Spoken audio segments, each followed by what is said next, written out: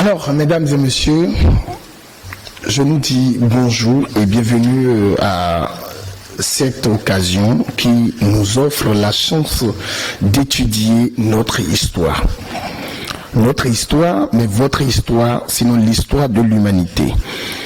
Et aujourd'hui, je suis très heureux d'être ici pour développer en face de vous un sujet très important à la nation béninoise, sinon aux communautés noires de l'ère culturelle et culturelle à Diatadoké-Royo. Notamment, il s'agit de la guerre entre la France et Dahomey, cause fondamentale, statut esclavagiste, intérêt des concours britanniques pour Béanzin. J'aurais bien dit intérêt des concours britanniques pour le Dahomey, mais pour être précis et situer le parcours de notre vol dans ce sujet, je préfère dire le concours des Britanniques pour Béanzin. Alors, mieux comprendre les intérêts précieux pour chaque adversaire dans cette guerre, mieux comprendre les causes fondamentales des guerres survenues entre la France, lui qui est un État européen, et Agboumé, lui, est petit territoire traditionnel situé dans l'Est, où l'empire d'Obadan devenu tour à tour une ancienne ville comptoir, un enclos négrier, et pour être plus tard un royaume colonial célèbre sous le nom d'Oba-Dahomey ou Dahomey. Au cours de ce voyage scientifique, qui pourrait durer 2 heures de loge avec le temps, il s'agira pour nous de se livrer à un exercice d'interprète des événements passés, notamment ceux en rapport avec les tristes et palpitantes histoires des peuples autochtones de l'empire d'Obadan, ceux-là qui ont été envahis, dévastés, pillés et dont les mémoires ont été saccagées et incendiées par tous les moyens au profit d'un nouveau royaume de type colonial, le Dahomey ou Dahomey. Pour y arriver, par simplicité, il use de pouvoir répondre sans grande ambiguïté à une liste de questions, à savoir qui sont les peuples ou communautés cosmopolites résidant sur les culturels et agricoles de Dan ou de l'actuel plateau d'Abomey ou de Dahomey avant l'arrivée et l'installation des envahisseurs. De quoi vivaient-ils? Et pour être bref, à quelle hauteur pourrait-on estimer le niveau du concept de vie, voilà, je veux dire des victimes désormais dahoméens, par rapport à celui de leurs envahisseurs, c'est-à-dire les Agboménous, y compris la classe des maîtres dont les Européens. Que signifie Agbomey selon les traditions victimes ou encore dans les langues autochtones Rou, Ogun, Weme, Mari, Adja ou Yoruba? Le plateau de l'actuel Agbomey était occupé par des communautés de type clanique, à savoir des Dokonou, des Sokonou, des Adjaïvinou, des Sadonou, des Rulinou, des Ruizenou et surtout des Oyonou et autres, soit plus d'une centaine de clans composés non des hommes, des femmes, des enfants, des animaux, mais aussi de sacrées et grandes végétations, tous ayant une fonction déterminée et non négligeable dans le bien-être et la cohésion sociale de leur milieu respectif, et par extension pour le bien-être de leur état natal. 2 points, je cite, une petite parenthèse, tous ces peuples sont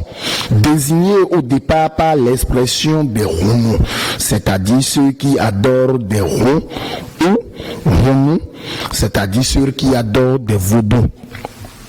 S'il est question ici des États traditionnels très croyants, car chacun des clans membres de ces États détenait au moins un secret de soins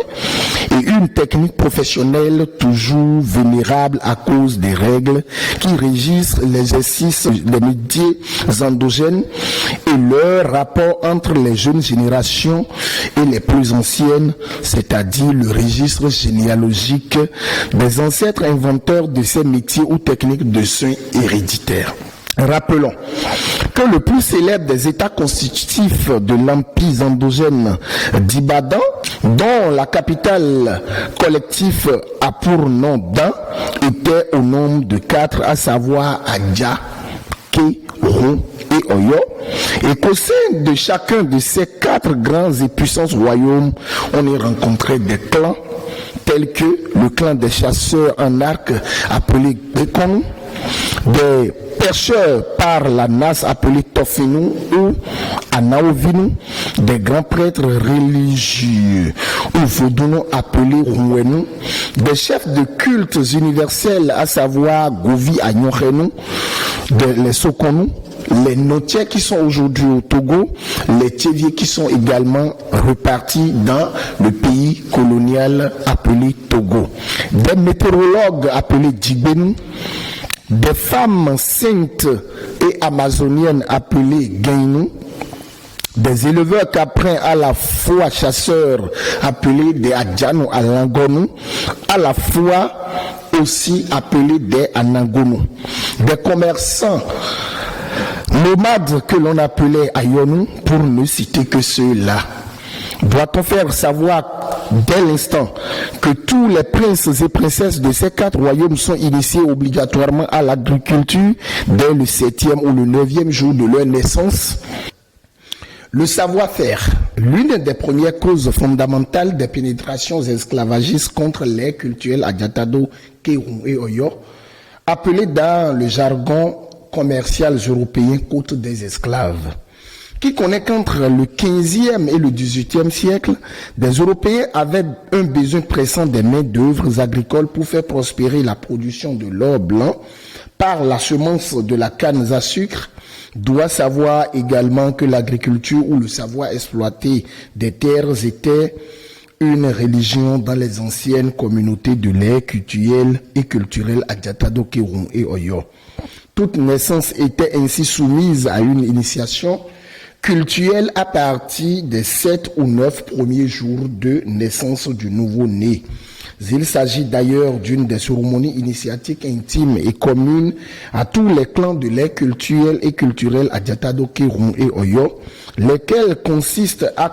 accompagner, lesquels cultes bien sûr consistent à accompagner toute jeune mère ou toute nouvelle mère porteuse d'un nouveau-né dans un champ par des reines-mères de sa belle famille où elle doit labourer la terre en formant entre 3 à 7 billons au-dessus desquels elle doit semer du haricot, du maïs, du mil, du sorgho, etc.,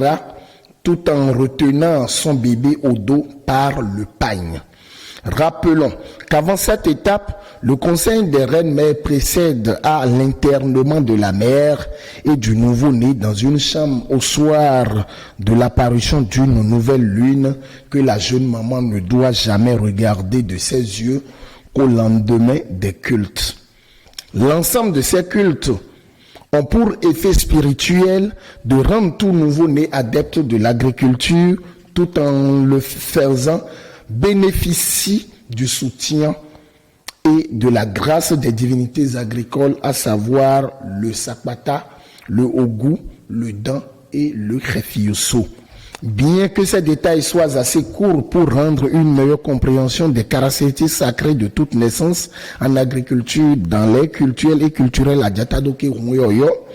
ces détails suffisent pour exposer largement l'importance primordiale et sacrée qu'accorde l'ensemble des traditions dévastées à la transmission des savoirs agricoles sur leur territoire. C'est déjà là l'une des raisons alléchantes qui obligent des Européens à privilégier des captifs originaires de cette ère culturelle qu'ils ont baptisé techniquement ou malheureusement par le pseudo de la côte des esclaves. Ère culturelle, accord ou côte des esclaves, peuplement, conditions et circonstances des premières dévastations. La dévastation de l'ère culturelle Adjatado, Kéron et Oyo s'est faite en 4 étapes désastreuses sur 3 siècles et demi, dont 1 siècle et demi consacré sauvagement au pillage à la fois meurtrier et esclavagiste des royaumes exclusivement Yoruba, c'est-à-dire Ké et Oyo. Il s'agit d'abord des attaques clandestines qui demeurent la cause tangible de la déstabilisation et de la destruction officieuse d'État d'Oyo durant tout le XIVe siècle par des Anglais en coopération avec des Britanniques, des Portugais et des Allemands. Et c'est ce que nous enseignent les parcours migratoires d'ailleurs des Kénous et celui de certains clans Yoruba dont les Bessouvis de Togouta. À travers l'étude des patrimoines culturels de ces deux clans, tous royaux, on comprend mieux l'historicité des poursuites esclavagistes lancées et animées contre eux par des Britanniques après l'invasion de leur royaume natal respectif, dont Oyo et Ilé-Ifẹ̀. La carte Zankou vous permettra de mieux comprendre le point des migrations vers l'actuel Dahomey. Mais allant résumer l'histoire d'Oyo, plusieurs dictionnaires parmi lesquels figure le Larousse racontent ce qui suit. Oyo est un État Yoruba fondé vraisemblablement à la fin du XIVe siècle. Il établit sa prospérité sur le commerce des esclaves, mais déclina à partir du XVIIIe siècle quand s'émancipaient le Bornou et le royaume du Dahomey. Doit-on comprendre que ce royaume d'Oyo dont on parle est le réel royaume d'Oyo? Mais non, il s'agit du royaume géré par le gouverneur allemand dont nous ignorons le nom jusqu'à présent, mais dont nous avons les traces dans plusieurs documents écrits. Alors que des mêmes sources, on pourrait encore lire Bornou, ancien empire qui s'étendait sur le Niger, le Kanem, le nord du Cameroun, né probablement au 9e siècle. Il s'agit du Bornou, bien sûr. Il connut son apogée au 16e siècle sous le sultan Idriss III. À l'instant, notre objectif n'est pas celui de partir des comparaisons chroniques pour faire tort aux mémoires européennes, mais de faire remarquer que l'histoire de l'ancien royaume d'Oyo, comme celle des anciens peuples d'Obadan ou d'Obadan romains, n'a jamais été racontée et retracée par des supports ou des mémoires établies par les envahisseurs. Dans cette étude que nous réalisons sur les guerres entre la France et le Dahomey, cause fondamentale et intérêt des concours britanniques pour Béhanzin, s'il serait d'un intérêt précieux de ramener à l'ordre des débats l'organisation sociétale et le concept de vie des hommes dans leur culture à Jatadoke Oyo avant la Ligue des rencontres malencontreuses avec des Européens sur ce territoire. Certes, à partir des documents ci-après, revoyons la chronologie des faits et des manières par lesquelles ils ont été racontés contre la vérité pour des raisons de discipline dans la nouvelle société, c'est-à-dire celle des humains après l'esclavage. C'est maintenant qu'il convient de préciser qu'aussitôt attaqués et dévastés, ces anciens et célèbres royaumes victimes des traîtres sont remplacés stratégiquement par des villes comptoirs qui prennent le contrôle du territoire à travers des armes et par une hiérarchie militaire composée à 98% des anciens captifs, c'est-à-dire des hommes et des femmes capturés sur d'autres côtes d'Afrique, autres que le territoire du nouveau royaume attaqué. Ces mêmes royaumes ou ces villes comptoirs sont tenus de porter le nom des anciens royaumes pour effacer ou pour tenter de distraire toute preuve meurtrière. Notons que certaines administrations négrières sont restées les patrimoines des métis, c'est-à-dire des enfants nés entre un père esclavagiste et une mère esclave dans les villes comptoirs. Ceux-là sont officiellement qualifiés pour occuper des postes stratégiques dans l'exercice de contrôle de formation et d'approbation de la qualité des marchandises, c'est-à-dire des captifs. Il est justement très important d'expliquer que la minorité, soit les 2% des autochtones qui sont appelés à travailler de force avec le pouvoir des prédateurs, cette minorité est composée très souvent de la personnalité du roi autochtone capturé et de la sûreté de son conseil de ministres, à savoir les Do, les Da, ou les Tassino, ou encore les Agbagogan, soit toute l'autorité autochtone du royaume attaquée. Les premières années des rois terriens ou des chefs de terre capturés ou kidnappés par des administrateurs des anciennes villes comptoirs sont souvent très douloureuses car ils sont soumis à des châtiments physiques et mentaux à travers des tortures qui sont pour eux une sorte de désacralisation et de profanation de leur pouvoir traditionnel. Déduisons donc que capturés par des Européens, la plupart des membres d'un royaume X africains sont déportés et exploités contre un autre royaume Y africain avec l'appui militaire des marchands européens moyennant non l'argent ni l'or ni bijoux, mais ne serait-ce que pour survivre aux barbaries et contre des peines capitales en vigueur dans les prisons de ces villes comptoirs et qui consiste à humilier une autorité royale souveraine ou qui consiste à exécuter publiquement des captifs dits récalcitrants par le système afin de créer un climat de psychose ou de la panique généralisée chez les autres.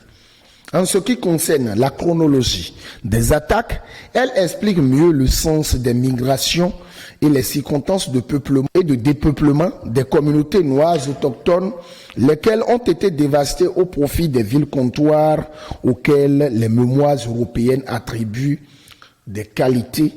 et le statut d'un royaume ancestral dans la narration des faits marquant l'histoire de l'esclavage sur les côtes africaines